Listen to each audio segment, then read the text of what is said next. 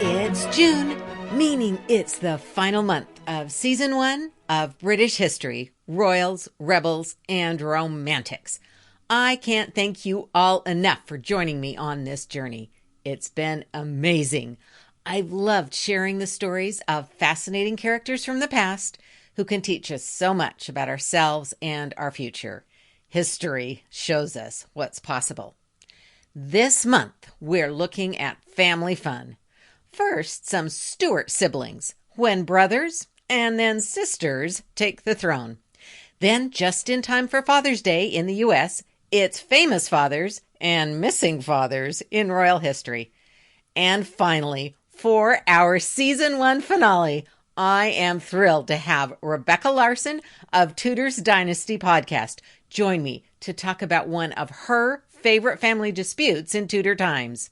And this gives us what might just be the best line ever written in a letter. Now, sit back and enjoy the fun, the fractures, the fashions, and the frustrations that make up families.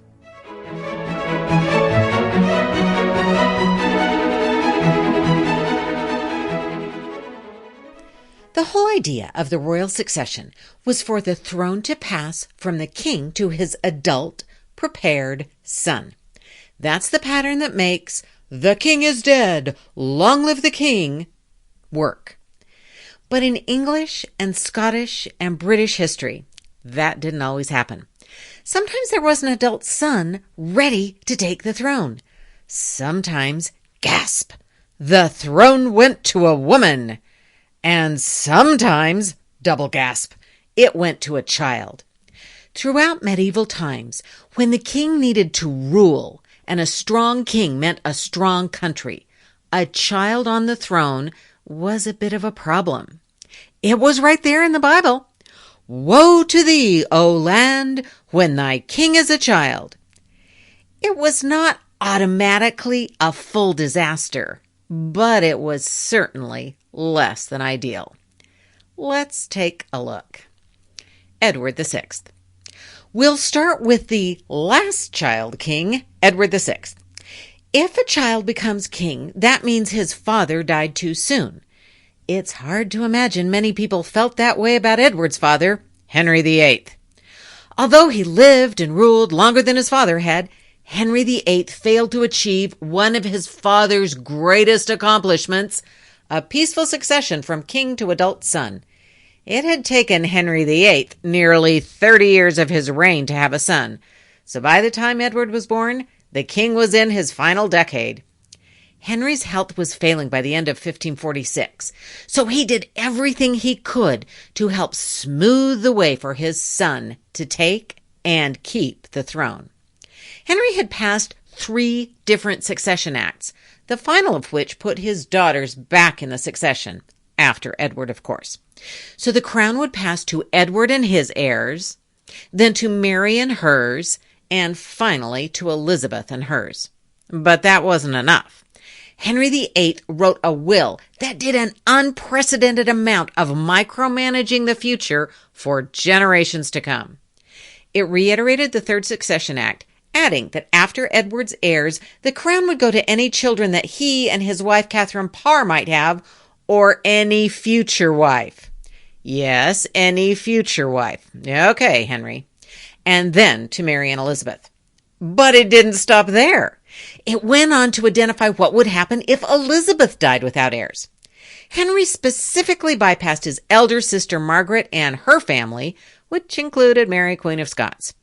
Instead, after Elizabeth would come the sons of his younger sister Mary's daughters, Frances Brandon, and then Eleanor Clifford. That's 6 contingency plans. Edward, his own future children, Mary and her heirs, Elizabeth and her heirs, Francis's son and their heirs, and Eleanor's sons and their heirs. In all, Henry VIII devoted nearly 60% of his will to arranging the future according to his wishes.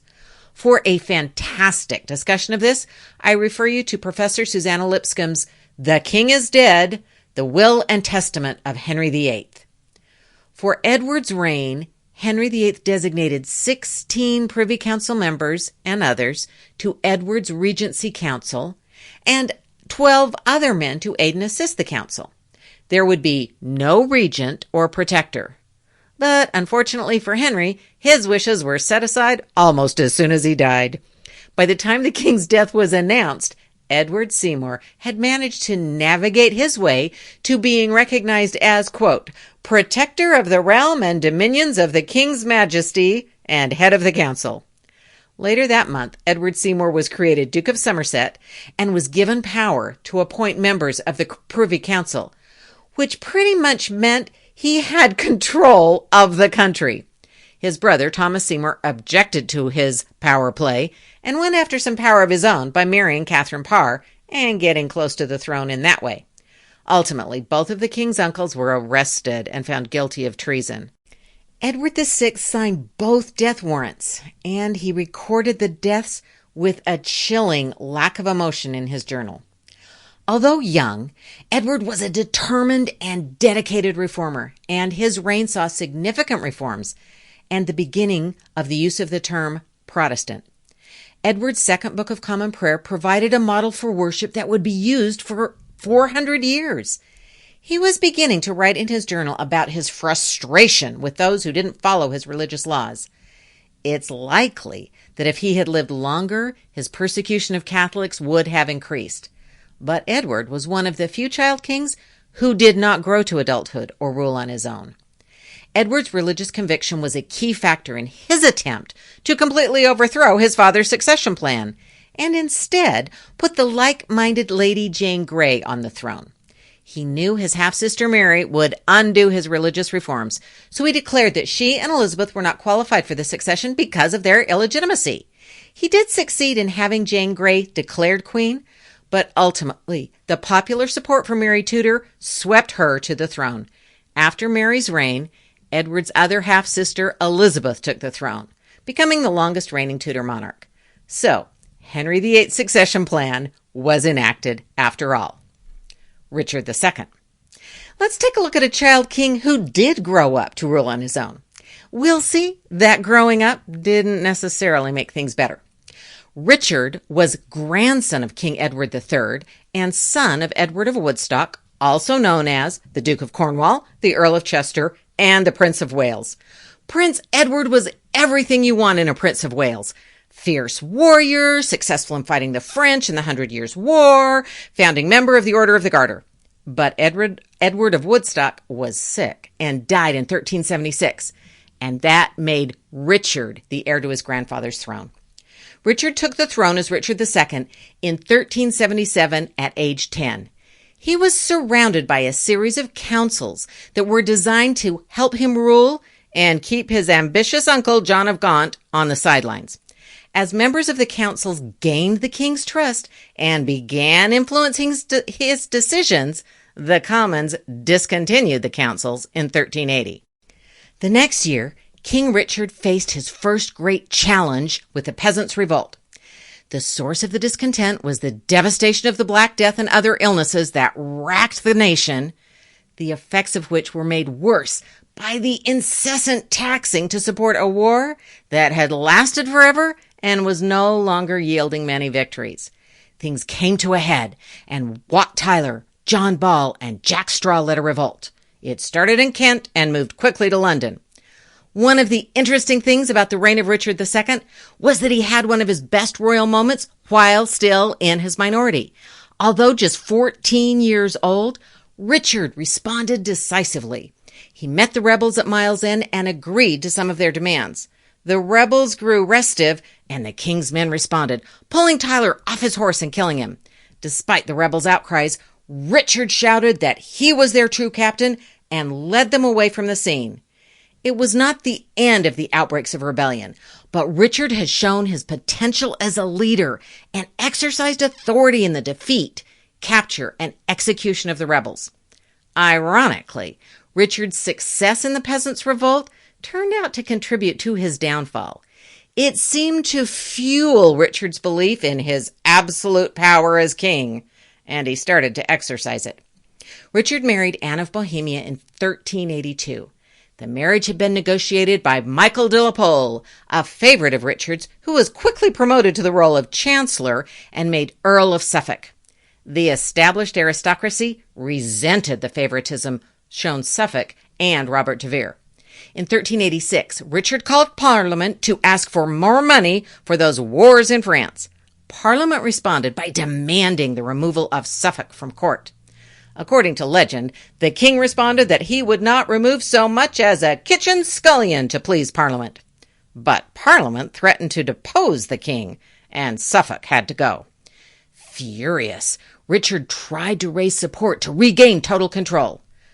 Then the Lords Appellant, a group of nobles, demanded the removal and even execution of many of Richard's most loyal supporters. For a while, a sense of peace followed. Richard and his uncle, John of Gaunt, patched things up, which helped settle things at court. The king made peace with France. He led troops to Ireland, where his army was successful. All this helped Richard build up his confidence. In 1397, he flipped the script. He arrested and tried several of the Lords Appellant and had them executed. He banished his cousin, Henry Bolingbroke, John of Gaunt's son. After Gaunt's death, when the titles and land should have passed to that son, Richard seized them instead. Bolingbroke returned to England in 1399, finding widespread discontent with the king. He challenged Richard for the throne. According to different reports, Richard was either forced to or willingly gave up his throne, and Bolingbroke was crowned King Henry IV on the 13th of October, 1399. In the big job description list for a king, Richard suffered for the lack of good guidance. He did not promote peace at home. He was inconsistent with policies abroad, and he did not leave a son to succeed him. So not a huge success. Henry VI. If it's bad to have a king who's a child, imagine the potential disaster if the king is an infant, especially in the midst of a huge war with France. There's a moment at the end of Shakespeare's Henry V, after the Band of Brothers speech and the glories of Agincourt and the humor of King Henry and Princess Catherine, where the chorus comes back on stage and rips the thrill of victory right out from under us. Henry V's victories were followed shortly by his early death. Quote, Henry VI, in infant bands crowned King of France and England, did this king succeed, whose state so many had the managing that they lost France and made his England bleed. As he was dying, Henry V arranged for his brothers to be assigned various responsibilities in his son's reign. But there were some responsibilities that lay with the king himself. Lauren Johnson's Shadow King, The Life and Death of Henry VI, includes a couple of examples of why things are so out of joint when a baby is king. According to law, the king himself was required to play some of the ceremonial and symbolic roles himself, whatever his age. Of course, the laws were written assuming an adult king. For example, the king had to hand the Great Seal off to the Lord Chancellor or to the Keeper of the Chancery Rolls. So, on the 20th of September, 1422, when the king was just 9 months old, members of the interim council gathered at Windsor Castle and had an audience with the infant king. They touched the white leather bag containing the Great Seal to his tiny fingers before handing it to the keeper, who then delivered it to the treasury, where it would remain until a new chancellor was appointed. That was the law. So as absurd as it may seem to us to go through that kind of effort to touch a bag to a baby's fingers, it was an important part of maintaining the monarchy. A similar event happened the next fall when the king was headed to his first parliament a few weeks before his second birthday. When his mother and attendants tried to get him settled into the carriage, he threw such a tantrum they had to give up. They tried throughout the morning and eventually just allowed the royal baby to spend another night at that inn. The next morning, he was in a better mood and the royal entourage was able to travel. Everything waited upon the king, the embodiment of the government. A few years later, the appearance of Joan of Arc in France gave the French troops a needed boost and shifted those outcomes of battle. By now, Henry VI was king of France as well as England as a result of Henry V's victories. But Charles VII of France contested Henry's claim to the throne. After the French arranged a coronation ceremony for Charles VII, the English decided to counter by having Henry VI's coronation as well. Henry was just 7 years old when he took part in the processions and ceremonies associated with the coronation of a King of England in Westminster Abbey in 1429. Contemporary reports say that 2 bishops had to help hold St. Edward's crown because it was too heavy for Henry to wear unassisted. After the ceremony, Henry was celebrated as, quote, born by descent and title of right, justly to reign in England and in France. Henry VI was the first English king to claim to inherit the French crown. But as that inheritance was contested, crowning him king in France would not be easy. The royal party sailed for France in April 1430. Fighting was fierce across the country, and progress was slow. Finally, in December 1431, Henry VI was crowned King of France in the Cathedral of Notre Dame in Paris. He attended one session of the French Parlement, but did not perform all the usual traditions of releasing prisoners or cutting taxes. Within about a month, the child king returned to England. Ultimately, pageantry was no substitute for real leadership. Even as Henry VI grew older, he struggled. Eventually, most of France was lost. At home, he was unable to create a working council or court. His marriage to Marguerite of Anjou was unpopular and revealed greater divisions among the nobility. When the Duke of York demanded a stronger position at court, even the appearance of unity splintered. Henry VI came down with an unknown illness in 1453 that left him unable to speak, feed himself, walk, or even recognize what was happening around him. The Duke of York was appointed protector. The king recovered, but it was clear he was not really in control. In 1455, the king's forces and York's forces faced off at St. Albans, and the battle there marked the beginning of what we call the Wars of the Roses. The battles among the descendants of Edward III for the crown would continue for years, long after Henry VI's death. Henry died in mysterious circumstances in the Tower of London in 1471 after being captured by the forces of Edward IV. It's thought he was probably murdered. He had been king most of his life, but even though he lived to adulthood, he had never really ruled effectively. The Stuarts of Scotland.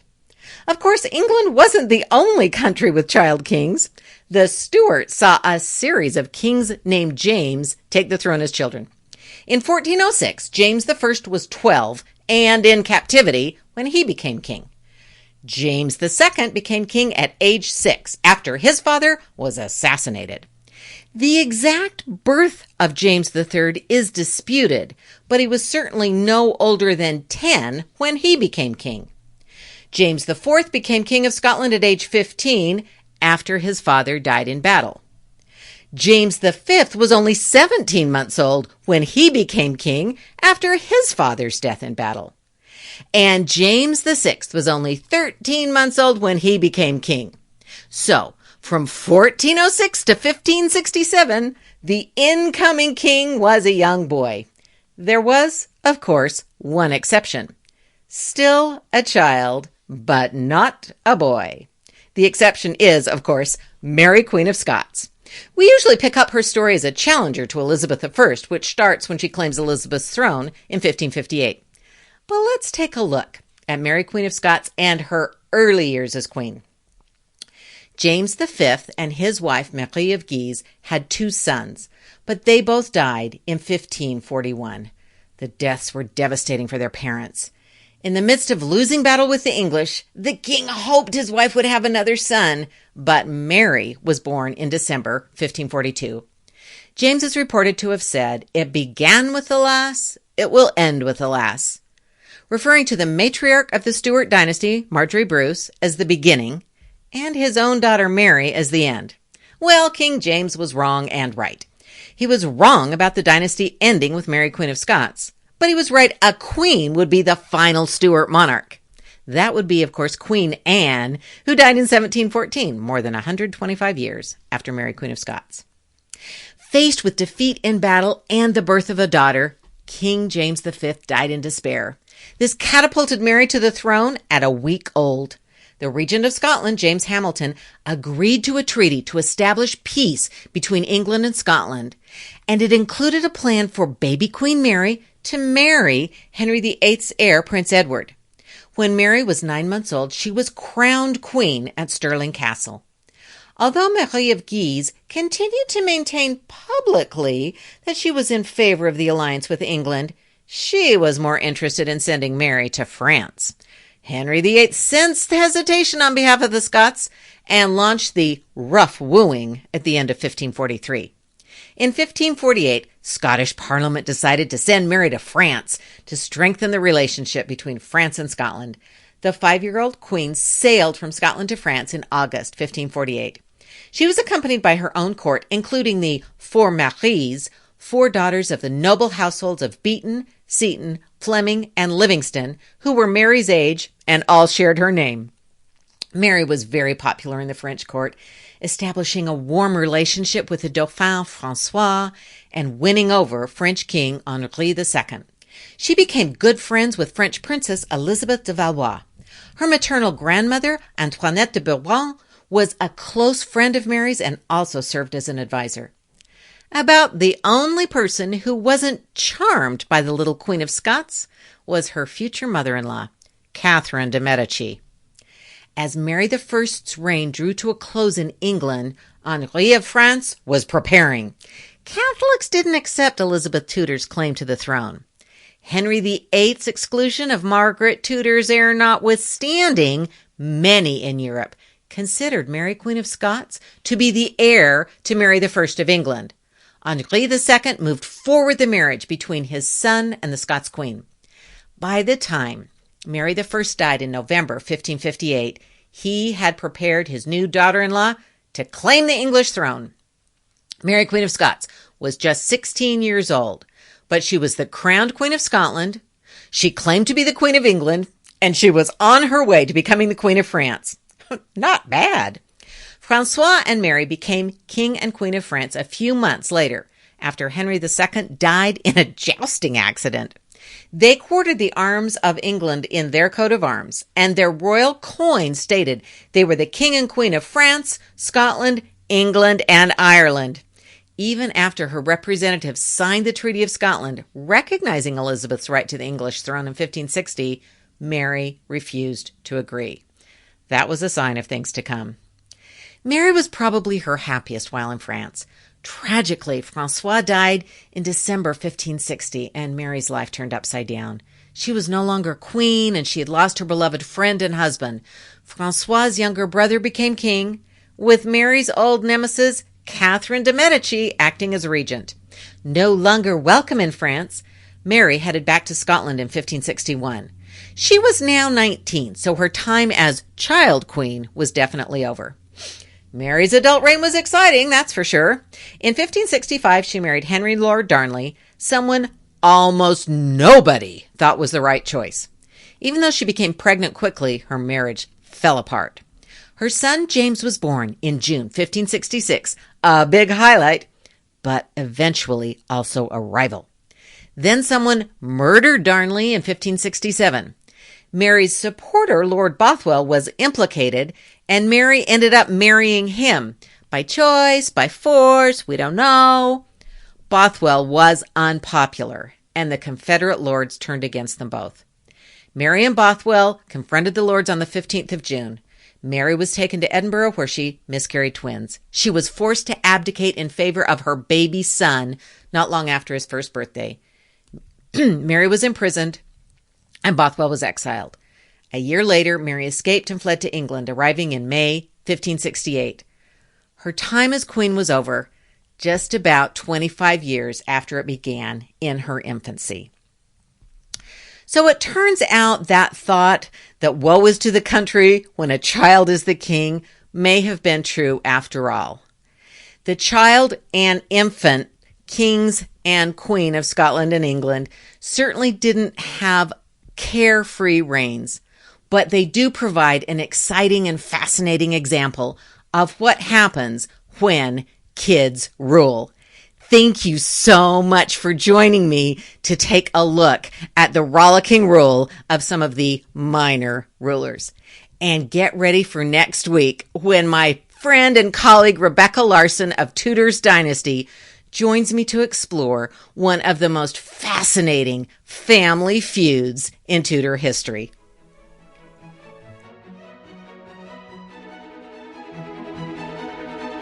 Thank you for joining us for this discussion of fun and dysfunctional families of British history. As always, please subscribe, rate, share, and let me know what you think. I really appreciate it. Now watch out for our summer specials as we keep exploring those royals, rebels, and romantics. And stay tuned for season 2 coming in September 2021. It's going to be amazing. Thank you from the bottom of my heart for making season 1 a success.